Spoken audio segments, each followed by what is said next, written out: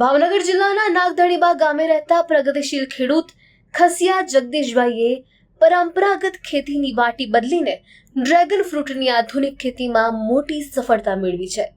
અગાઉ તેઓ કપાસ અને મગફળી જેવા પરંપરાગત પાકોનું વાવેતર કરતા હતા, પરંતુ ઉત્પાદન અને વળતર ન મળતા તેમણે પોતાના શાળાની પ્રેરણા લઈ 4 વર્ષ પહેલા ડ્રેગન ફ્રૂટની ખેતી શરૂ કરી। આજે જગદીશભાઈ 7 વીઘા જમીનમાં ડ્રેગન ફ્રૂટનું વાવેતર કરીને વીઘા દીઠ અંદાજે 2 લાખ રૂપિયા સુધીનું ઉત્પાદન મેળવી રહ્યા છે।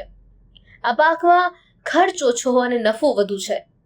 તેઓ ઘરે સ્ટોલ લગાવીને તેમને કુરિયર દ્વારા પણ ગ્રાહકોને સીધું વેચાણ કરે છે, જ્યાં સામાન્ય દિવસોમાં કિલોના 100 રૂપિયા આસપાસનો તેમને ભાવ મળી રહેતો હોય છે।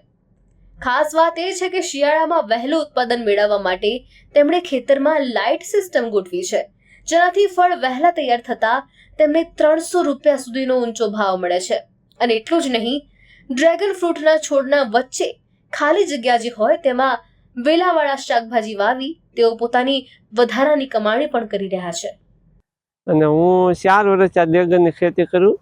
મને વિચાર મારા હાય કરે હતી ગોરિયા રામપર ઘનશ્યામભાઈ દિહોરાય, એને જોઈને મને વિચાર આવ્યો। પછી મેં આ ખેતી કરી। પહેલાં આપણે કપા બાજરીને એવું કરતા, પણ એમાં કાંઈ આપણને નીપજ એટલી બધી આવતી નહીં। નીપજ આવે ત્યાં ખર્ચ બહુ આવતો, અને આમાં છે તે નીપજ વધ આવે ને ખર્ચ ઓછો આવે। આમાં મને વીઘે 2 લાખ જેવી નીપજ આવે અને 1.5 લાખ જેવો નફો રહે। મારા ડ્રેગન 7 વીઘામાં છે, અને મારું ફાર્મનું નામ છે Raj Chamunda organic dragon fruit farm.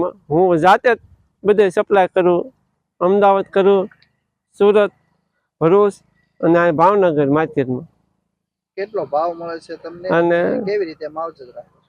આમાં માવજતમાં તો શું છે, દેશી છાણિયું ખાતરની જ જરૂર હોય, બાકી આમ પ્યોર ઓર્ગેનિક આપણે બીજી કાંઈ અત્યારે ખાતર નાખતા નથી, ડીએપી કે ઉરિયા એવું કાંઈ। અને આનો બજાર ભાવ માર્કેટમાં આમ ઠીક જેવો રહેશે, 80 થી 100 સુધી રહેશે કિલોનો ભાવ। તમે લાઇટ પણ ફિટ કરી છે, તો તેનો કેવી રીતે અને ક્યારે ઉપયોગ કરો છો?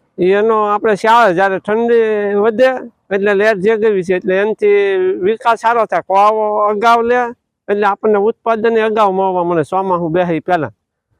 અને તરેથી ડ્રેગન થોડા આવ્યા કરે એટલે એનો બજાર ભાવ આની કરતાં આપણને ઊંચો આવે। ત્યારે 200, 250, 300 રૂપિયા હોય, પણ એની કરતાં વિકાસ સારો થાય એની માટે બહુ ઉપયોગી લેટ।